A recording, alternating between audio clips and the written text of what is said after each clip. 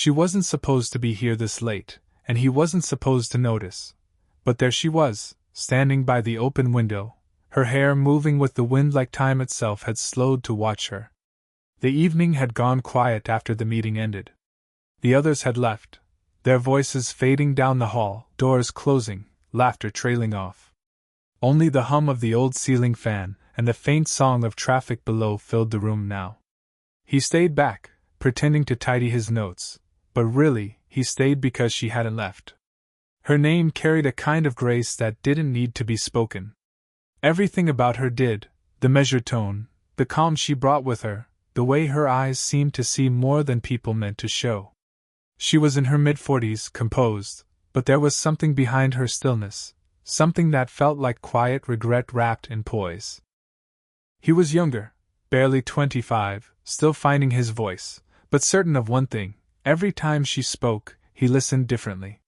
Not like a student or an admirer, but like someone waiting for meaning to appear between words. She turned toward him, smiling faintly.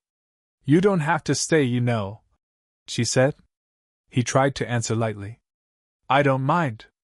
It's peaceful here." She nodded, looking back toward the city lights.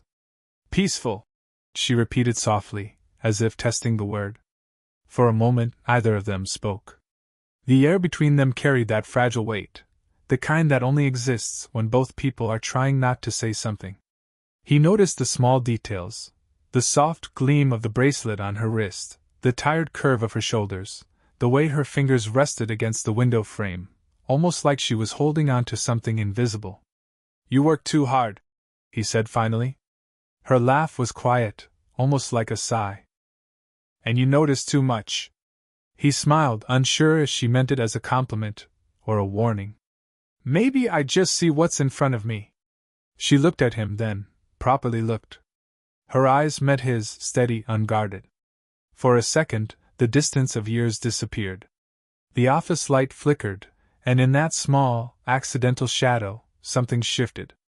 Not a confession, not a word, just an understanding neither of them was ready to name. She broke the gaze first, turning back to the view outside. "You should go," she said gently. He didn't move. "And you?"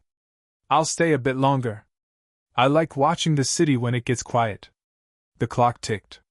He gathered his things slowly, feeling that strange pull, the kind that makes you hesitate at the doorway because you know leaving will break the spell of the moment. His hand brushed against hers as he reached for his folder, not enough to be deliberate, not enough to ignore. She froze, then drew back, pretending to adjust her bracelet. "Good night," she said softly. "Good night," he replied.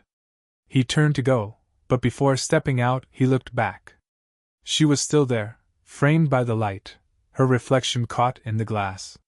For a second, she looked as if she might turn, as if she might say something that would change everything.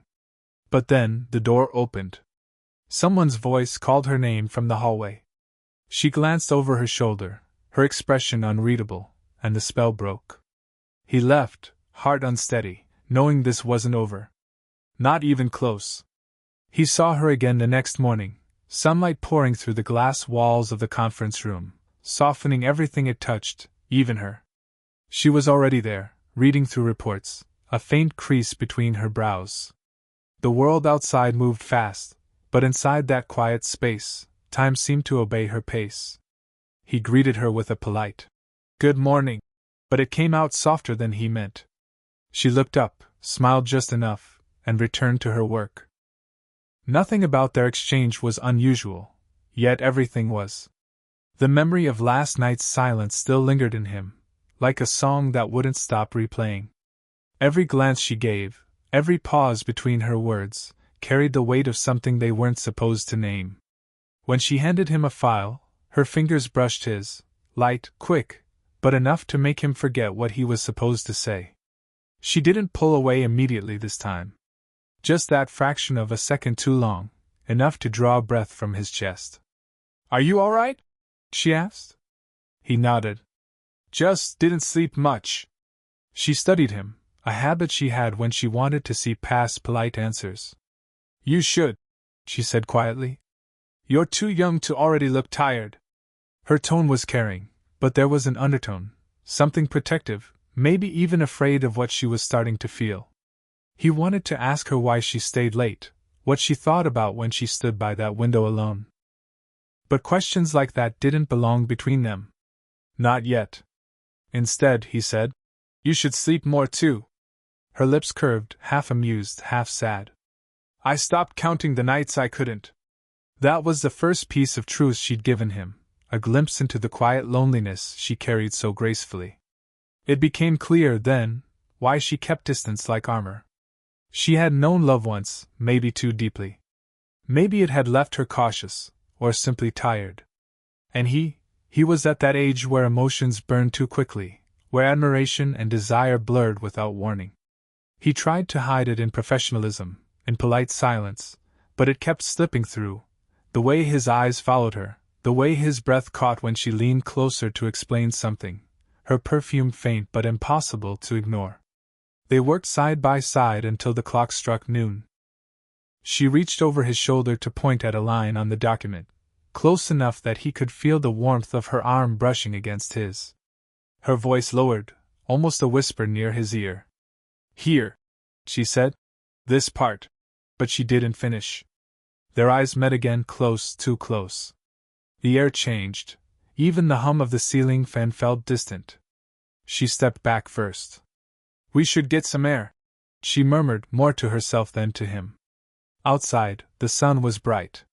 They walked side by side toward the cafe across the street. No words passed, but their silence wasn't empty anymore. It was charged, alive, aware. At the doorway, she stopped. He reached for the handle just as she did, their hands meeting again. Neither moved for a moment.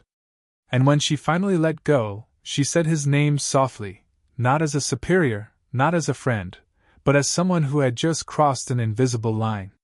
It started raining that evening, sudden, steady, unplanned. The office emptied fast. Everyone wanted to beat the storm. He stayed behind, sorting files that didn't need sorting, pretending the thunder didn't echo in the silence. She appeared at the doorway, umbrella in hand, her expression caught between amusement and concern. "You're still here?" she asked. He looked up. "Didn't realize it was that late." She stepped in, closing the door halfway. Raindrops clung to her hair, tracing faint paths down the collar of her jacket. The scent of rain followed her in, clean, quiet, disarming. "You'll get soaked if you leave now," she said. "Wait a bit." He nodded, grateful she'd said it first. The storm built outside, loud against the windows. They stood near each other by the table, both pretending to focus on their screens, though either typed much. Words felt heavy, unnecessary. Finally, she spoke, her voice low. "People might start talking if they see us here this late again." "I know," he said. Then, softer. "Do you care if they do?" She hesitated, a heartbeat, maybe two, before answering. "I have to." The air changed again, the way it always did between them when truth slipped out. He looked at her, really looked. The woman who always held everything together, now visibly unsure, fingers lightly gripping the edge of the table. He took a small step closer. "You shouldn't have to hide everything that makes you feel alive." Her eyes lifted to his, sharp, searching, conflicted. "You think this makes me feel alive?" He didn't answer. He didn't need to. Outside, lightning flashed. For a moment, their faces were lit in silver, close enough that he could see the reflection of himself in her eyes. She exhaled softly, a trembling breath. "You're too young to understand what it costs," she whispered. "Then explain it," he said quietly. But before she could, before either of them could close that final inch between them, the sound of footsteps echoed in the hallway. They broke apart instantly. A co-worker's voice came through the half-open door. "Still here? You two must love your work." She smiled too quickly, covering the unease. "Just finishing up," she said, her tone practiced and steady. The man at the door nodded, oblivious, and disappeared down the hall. The door clicked shut again. Silence returned, heavier now. She turned to him, eyes full of what she couldn't say. "This can't happen," she murmured, but her hand brushed his sleeve as she passed, lingering longer than it should have. He caught her wrist gently, stopping her. The contact was feather-light, respectful, but it carried every unspoken word between them. She didn't pull away, not immediately. Just stood there, eyes closed for a second too long, like she was listening to her own heartbeat betray her. When she finally stepped back, she said nothing. Neither did he. But in the silence that followed, something irreversible had shifted. They both felt it. The storm outside was still raging, but the one inside had already begun. Days passed, but the air between them didn't clear. If anything, it grew heavier, each encounter a quiet storm threatening to break. He found her one evening in the archive room, sorting through old files. The light was dim, the hum of the air conditioner soft. She didn't notice him at first, or pretended not to. "You're avoiding me," he said gently. Her hand froze over a folder. "I'm being careful." He stepped closer, the distance between them shrinking with every word. "Careful feels a lot like running away." She looked up then, her eyes calm but tired, her voice steady even as it trembled around the edges. "You don't understand what this could mean for me. For both of us." He swallowed hard. "Then tell me to stop feeling it." The silence that followed wasn't empty. It was loaded, with everything they'd both tried not to name. She turned toward him, her voice barely above a whisper. "You think this is easy? You think I haven't tried to forget that night, that moment?" She stopped herself, realizing she'd said too much. He moved closer, slow, uncertain, until he could see the faint rise of her breath. "I haven't forgotten either." Her breath caught. "Don't," she said, but it sounded more like a plea than a warning. He reached out, not to touch her, but to tuck a loose strand of hair behind her ear. The movement was small, ordinary, but it carried all the restraint he'd been holding back. His fingers brushed her skin, warm, trembling slightly, and she didn't move away. For a heartbeat, the world stilled. "You shouldn't look at me like that," she whispered. "How else can I?" The words landed between them like a confession. Her control slipped. He saw it in her eyes, that quiet war between reason and something far older, far stronger. She turned away, pressing a hand against the shelf, her shoulders unsteady. "People talk," she said, her voice breaking just enough to sound human. "You're young. You don't know how cruel they can be." "I don't care," he said simply. "Let them talk." She faced him again, eyes shining with something raw. "I do. Because when it's over, and it will be, you'll leave without scars, and I'll be the one they whisper about." He shook his head, voice low. "You really think I could walk away from this?" Something in her faltered. She took a single step closer, so close he could feel the warmth of her breath. "This isn't supposed to happen," she whispered, but her hand found his arm, not pushing him away, just holding on. He lifted his hand, slowly, almost asking permission, tracing the edge of her wrist with his thumb. She didn't move.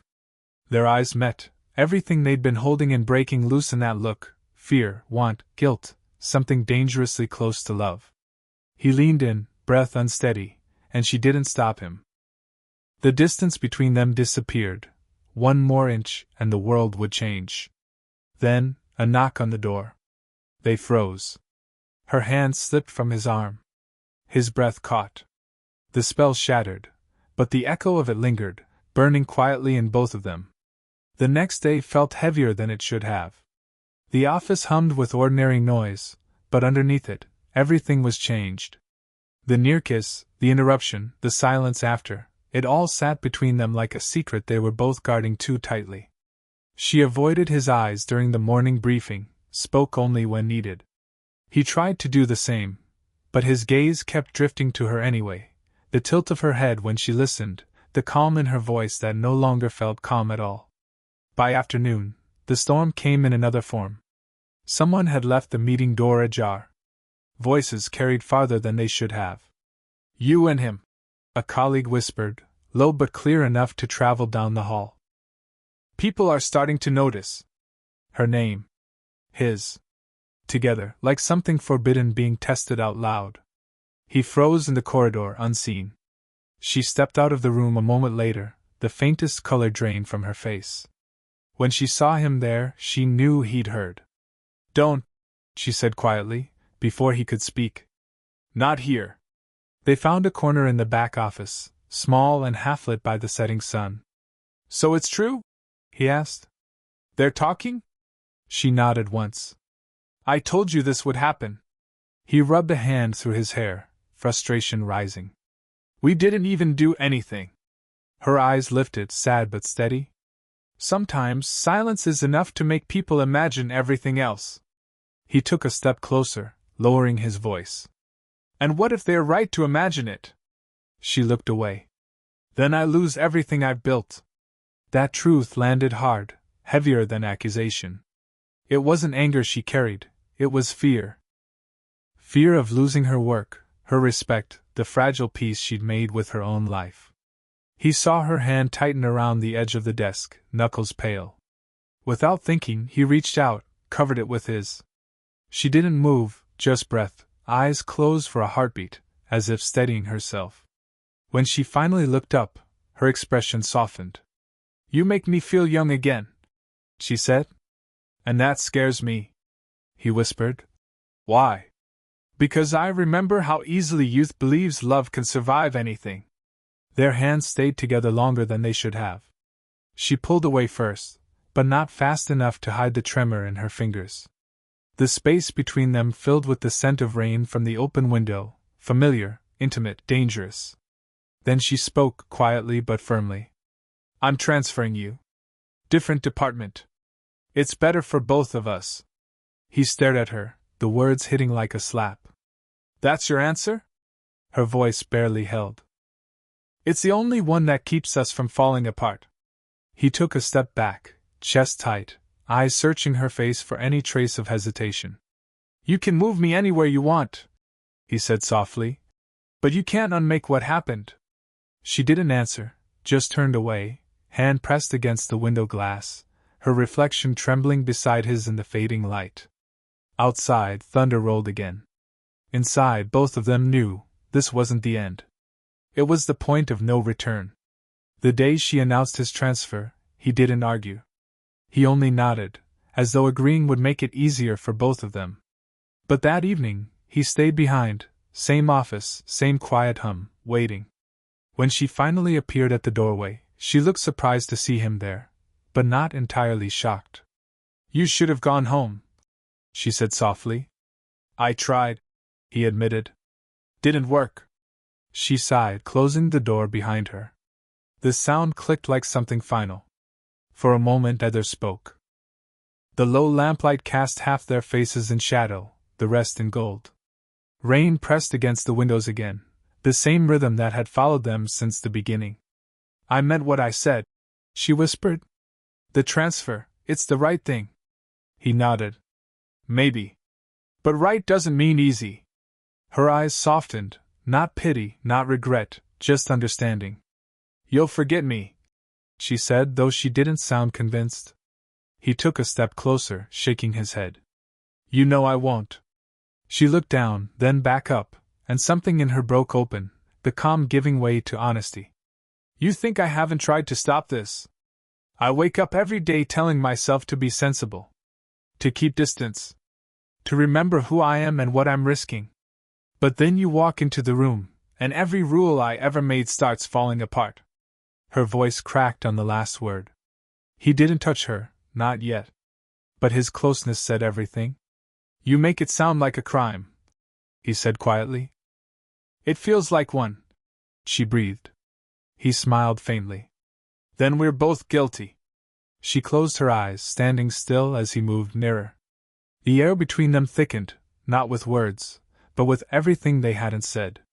The space that had once protected them was gone now. "Say something," she whispered.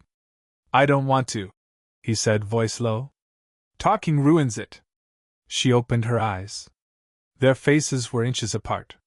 He reached up, slowly, brushing a stray lock of hair behind her ear, fingertips trembling just enough to betray him. She didn't pull away this time. Her breath caught, his matched it.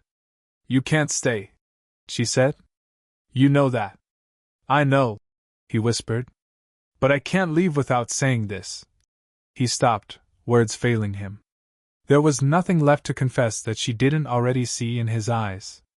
For one endless second, the world narrowed, just them, the sound of the rain, their reflections merging in the glass.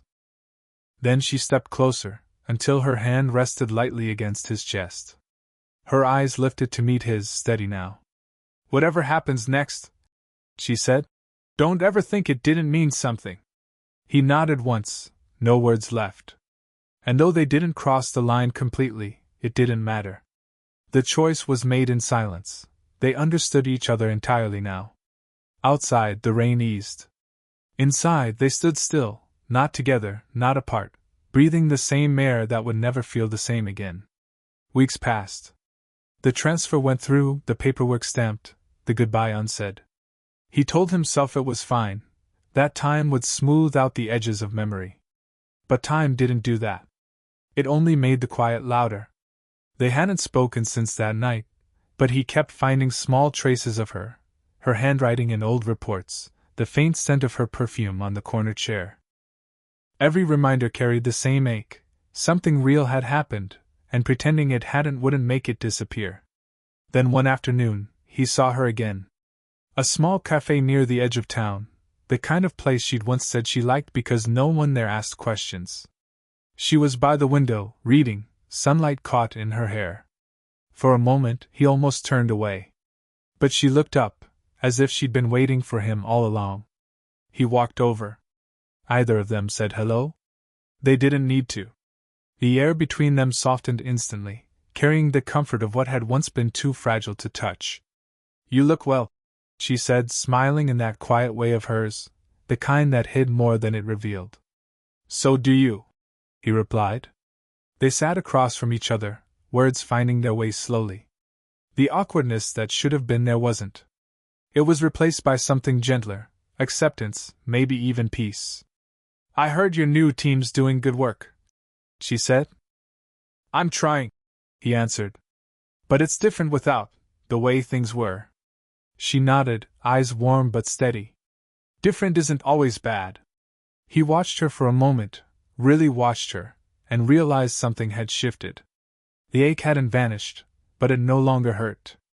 What remained was quiet respect, affection that didn't need hiding anymore. I thought about you, he said finally. Every day. Her smile faltered, just slightly. I did too. More than I wanted to. That honesty hung between them, light and heavy all at once. When the server brought their tea, she reached for the cup, and her fingers brushed his again, the same way they had in that office long ago. Only this time, she didn't pull away. He turned his hand, gently holding hers. Not a grand gesture, just two people who had stopped pretending they weren't changed by each other. You were right, he said quietly. About time. It doesn't erase things. It only helps you see them clearly. And what do you see now? She asked. He smiled. You.